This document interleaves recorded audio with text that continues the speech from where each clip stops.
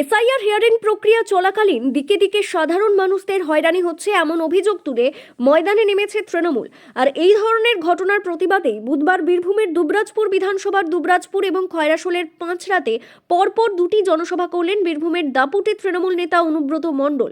তার এই জনসভাতেই পাঁচরায় 400 জন বিজেপি ছেড়ে তৃণমূলে যোগ দিলেন বলে দাবি করছে তৃণমূল।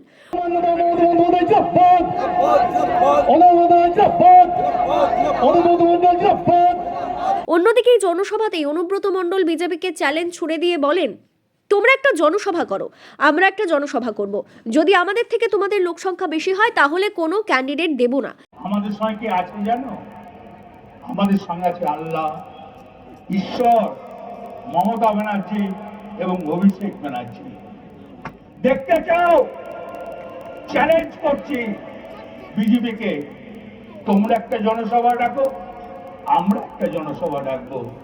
যদি আমাদের লোক কম হয়, মানুষ যদি আমাদের সমর্থন না করে, ক্যান্ডিডেট দেবো না।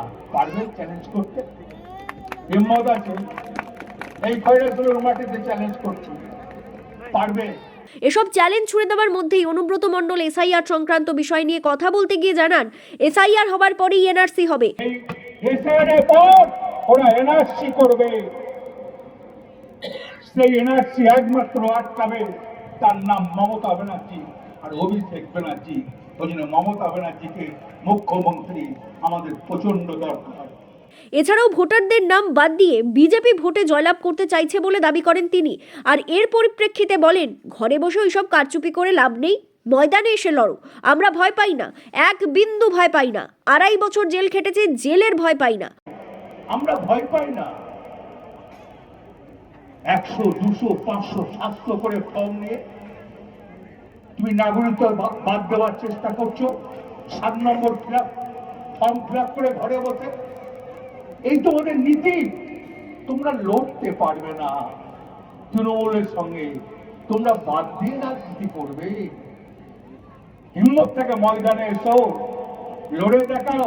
ভয় খায় না, এক বিন্দু ভয় খায় না। 2.5 বছর জেল কেটেছি, জেলের ভয় খায় না। অন্যদিকে দুবরাজপুরের সভা থেকে অনুব্রত মণ্ডল নিজের কথা বলতে গিয়ে বলেন, আমি এমপি, এমএলএ, কাউন্সিলর হতে চাইনি, আমি আপনাদের মতো সাধারণ কর্মী। আমরা সবাই এক। আমাদের নেত্রী মমতা ব্যানার্জি, আমি আপনাদের মতো একটা কর্মী। আমি এমএলএ হয় না, আমি এমপি হয় না, আমি কাউন্সিলর হয় না, আমি পঞ্চায়েত মেম্বার হয় না। আমি আপনাদের সঙ্গে মিলেমিশে থাকতে চাই মমতা ব্যানার্জির একটা সৈনিক হয়ে।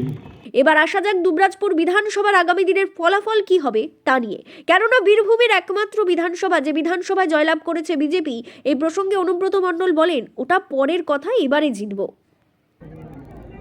কি হবে দুবরাজপুর বিধানসভা? বীরভূমের একটা মাত্র বিধানসভা যেটা হেরে আছে তৃণমূল, ওটা পরের কথা, এবারে জিতবো।